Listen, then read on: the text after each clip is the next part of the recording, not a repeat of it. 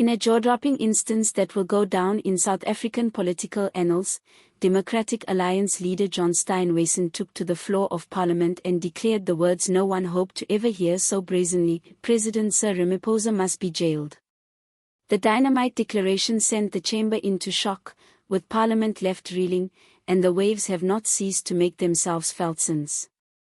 The tension in the air prior to Steenhuisen standing up to speak was palpable, but nothing indicated that the opposition leader would strike with such a deafening blow. His voice had the weight of someone who knew his words would not only resonate in the chamber but would echo far beyond its confines. Gasps were audible as ANC members shared nervous glances, and opposition benches exploded into cheers and whispers of admiration. The leader of the opposition did not hold back. The president was accused by him of being right at the center of corruption in the government, not merely turning a blind eye, but actively profiting from a faulty system. In his view, South Africa is not merely experiencing a political crisis, it is dealing with a moral breakdown, one headed by the very individual who is supposed to repair it. This was no thinly veiled insult, it was not political theater, it was a call to legal action, for arrest, for accountability, for consequences. Steenhuisen's utterance crossed over into something more than criticism, it was a call for the state to hold the president to the same standards as any other citizen alleged to have done something wrong. The context to Steenhuisen's call is a lengthening roll of outstanding corruption accusations, both past and present. He referenced collapsed prosecutions, stuck investigations, and the curious treatment of high-profile ANC leaders embroiled in scandals that have cost the country billions.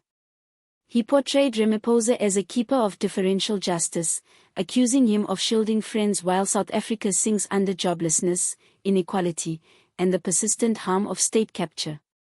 Steenhuisen referred to disappeared government money, huge secret tenders, and presidential silence at times when public confidence screamed for transparency. Most damningly, the president was charged with being in league with covering up those who emptied out state institutions, and he referred to this as a betrayal of the democratic promise for which so many South Africans bled. If Steenhuisen's address was fire, then the ANC reply was gasoline. The chamber descended into chaos. ANC MPs jumped up, yelling in protest, pounding on desks, and calling for the DA leader to withdraw his comment. The speaker's pleas for calm were lost in the din of outrage. But Steenhuisen held his ground. He would not apologize. He would not tone down his comment. Rather, he doubled his bet, urging the National Prosecuting Authority to launch an on-the-spot investigation into the president's actions.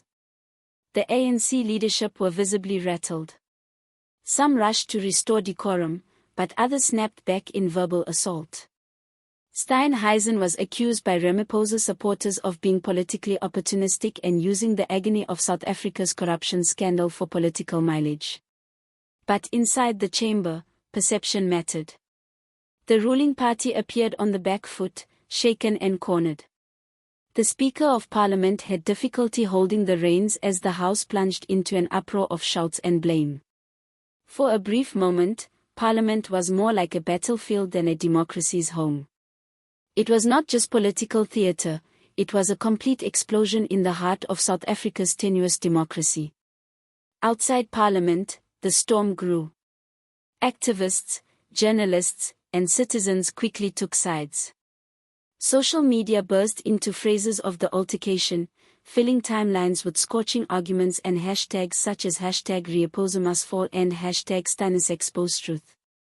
The country watched in real time as South Africa's political balance was set to be rocked by this altercation.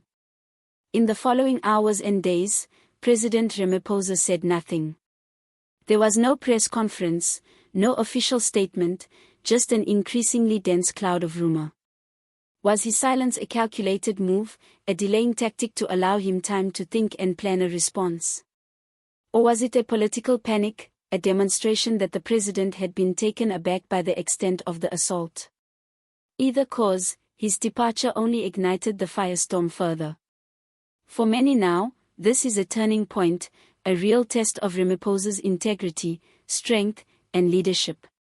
Will he stand up to the claims directly, or fall back on the machinery of party protection and legalities for the ANC? The damage is already substantial. Steenhuisen's claims have intensified visible fissures in the ruling party. Youth formations, provincial factions, and irate veterans have started grumbling louder than ever before. The ANC had relied on its liberation heritage, loyalty, and struggle credentials for years. But with corruption charges mounting, governance failures intensifying, and faction fights boiling over into the open, even the loyalists are beginning to wonder if the movement has lost its moral bearings. The previously unimaginable idea of a sitting or ex-president being incarcerated is no longer locked away in titters, it is openly debated on national stages. Steenhuisen has forced the conversation into the mainstream's middle, putting the ANC in its place in a way that somehow feels historic. Political commentators have not hesitated to offer their views. Some have described Steenhuisen's appeal as irresponsible, likely to destabilize, and one too many in a sensitive democracy. Others oppose that it was unavoidable, a belated defiance of impunity at the highest political level. Whatever the interpretation, nobody questions the seriousness of the hour. Average South Africans have also made their voices heard in taxi ranks, churches, campuses, and townships, creating an argument storm. Some regard Steenhuisen as a hero for having the courage to speak out loud what most mutter in private. Others call him opportunistic for politicizing the country's suffering. But one thing is certain, he has changed the conversation. South Africa is used to political unrest, yet this time it feels monumental. A bold accusation, an arrest call, a parliament in disarray, and a president besieged, all of it betrays a seismic change.